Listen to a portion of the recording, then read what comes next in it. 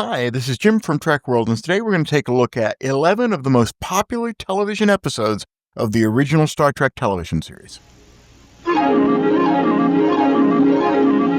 following program is brought to you in living color by Trek World.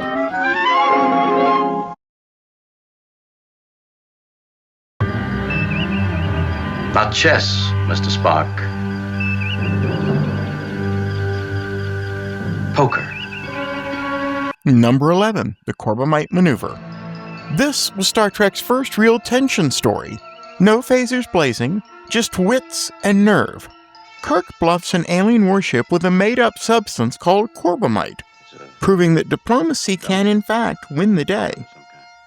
Fun fact, this was the first episode filmed after the pilot, setting the show's moral compass: courage, logic, and compassion. Number 10, Amok Time. Who can forget that fight music? Amok Time gave us Vulcan, Spock's inner conflict, and that unforgettable duel with Kirk.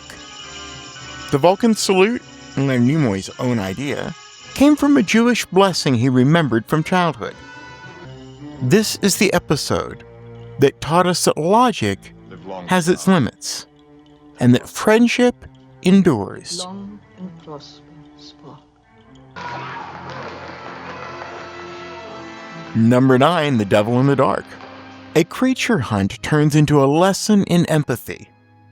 The Devil in the Dark begins like a monster story, but ends as one of Trek's most heartfelt episodes. The Horda, a misunderstood silicon life form, was played by a guy crawling under a foam suit. Yet Nimoy's performance made us feel its pain. Pain! Pain! Pain! Reports they're under attack. Space vessel, identity unknown. Number 8, The Balance of Terror. The episode that introduced the Romulans, and one of Trek's most gripping battles. Two captains, bound by duty, locked in a Cold War duel. Mark Leonard's Romulan commander brought quiet honor to the enemy, reminding us there are no villains, only people on opposite sides.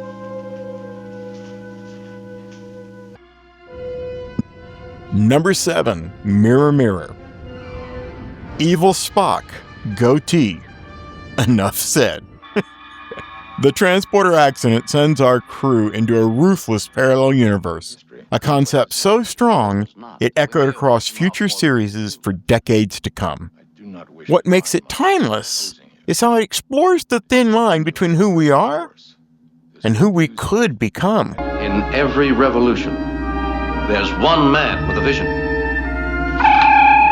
Captain Kirk, I shall consider it.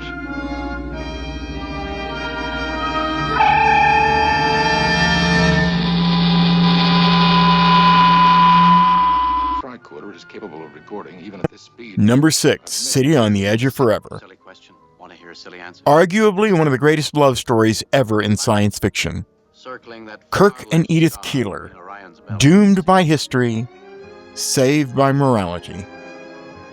Harlan Ellison's script won a Hugo Award, and both Shatner and Nimoy called it their most emotional suit. They're asking if we want That last line still hits like a photon torpedo. Let's get the hell out of here.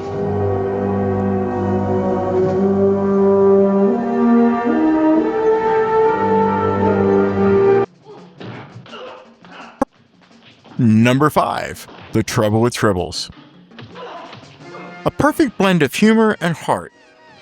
Fuzzy chaos, Klingon brawls, and Kirk buried in furballs.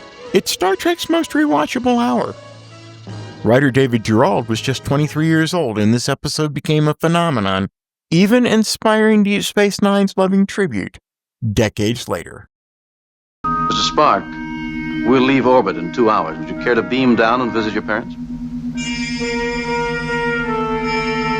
Captain, Ambassador Sarek and his wife are my parents. Number 4, Journey to Babel. Diplomacy meets family drama. No, please. Journey to Babel gave us Spock's parents, Sarek and Amanda, and layers of Vulcan tradition. Jane Wyatt and Mark Leonard brought real warmth to their roles, grounding Trek's logic-driven world in love and loyalty. Ironically, it's Star Trek at its most human.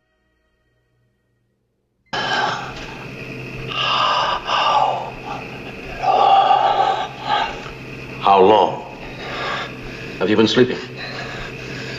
2 centuries, we estimate. Number 3, Space Seed. The birth of a legend. Ricardo Montalban's Khan was all charisma and menace, the kind of villain who demanded his own movie. At the time, no one knew the wrath of Khan would follow, but you can see every ounce of that power right here in this episode. Number 2, the Doomsday Machine. A planet killer loose in space, and a commander losing his mind. William Wyndham's Commodore Decker is pure tragedy, obsessed, broken, and human. The episode's suspenseful score and practical effects turned it into one of Star Trek's most cinematic hours. Fun fact, more footage was shot for this episode of the USS Enterprise than for any other television episode of the original series. I believe you'll find he's still on the Number 1, the Menagerie. The first 2-part episode, and still one of the most profound. Spock risks everything to return his old captain to peace. It's a story about loyalty, illusion, and mercy. And it's the moment that Star Trek became something bigger than adventure. It became mythology. So there you have it. From Vulcan duels to Tribble invasions, these stories remind us why the original series still shines. Bold, human, and full of wonder. Every new fan rediscovers them and finds something to love. So until next time, second star to the right, and straight on to morning.